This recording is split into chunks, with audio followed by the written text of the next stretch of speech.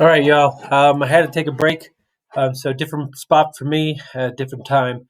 I went outside and did some frisbee golf and ran with the puppies. How many of y'all do frisbee golf? Um, Hopefully, y'all are doing something outside. That's just something with the. We're gonna have snow coming soon, so get out and play. And play in the snow too when it comes. All right, so here's our rules for division. We're gonna set up long division.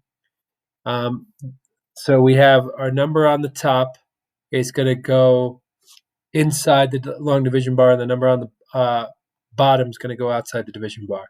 Then we're going to divide through each place value and record that answer. We're going to use the process of divide, multiply, subtract, bring down. Divide, multiply, subtract, bring down. Hopefully you remember that. You're allowed to use that as a cheat sheet, as a reference. Write it all over in your comp book. Use it. We're going to repeat that through all the place values until the result is 0, or we get a repeated response that we can continue to write the same digit over and over. All right, so we're going to do long division here of 5 divided by 4. 5 goes on the inside, 4 on the outside. So I'm going to put a decimal after that 5. Does it still equal 5? Yes, so I'm going to put a decimal here as well. So how many times does 4 go into 5?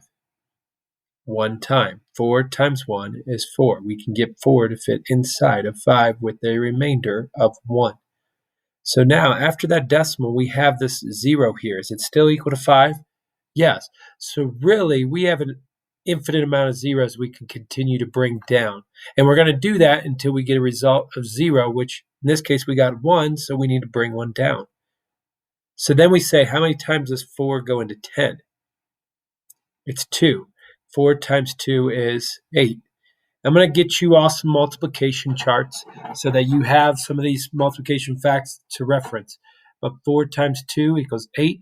So we get 10 minus 8, and that's 2. We're going to take one of these zeros down again. How many times does 4 go into 20? 4 goes into 20 5 times. 4 times 5 is 20. So now we can do 20 minus 20, and that's 0. And if you can see, I could bring down a 0. Then 4 goes into 0 how many times? 0.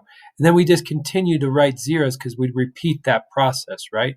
So the answer to this is 1 in 25 hundredths. All right, so now we're going to go to our next problem. 7 is on top, so it's going to start inside. 8 will be here. I think I'm going to need to move this so that we don't run into our rules over here.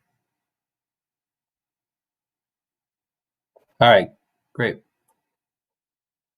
How many? Oh, let's put our decimal in after the 7, and I can put some zeros in here. We'll see how many we need. How many times does 8 go into 7? It doesn't. So now we're looking at how many times does 8 go into 70? Well, I can do it 8 times. 8 times 8 is 64. So we're taking 70 minus 64, and that equals 6. So we're going to bring down a 0. How many times does 8 go into 60? Well, 64 was 8 times, so we're going to be able to do this 7 times. 8 times 7 is 56. Subtract that out, you get 4, and we're going to bring down another 0. How many times does 8 go into 40? 5. And so 8 times 5 is 40. That's good. That's good in the sense that we're going to get a result. 40 minus 40 is 0. And then if we keep bringing down a 0, we'll just get 0, 0, 0. So what is our final answer to this one? It equals 0.875, or 875 thousandths. All right, great job.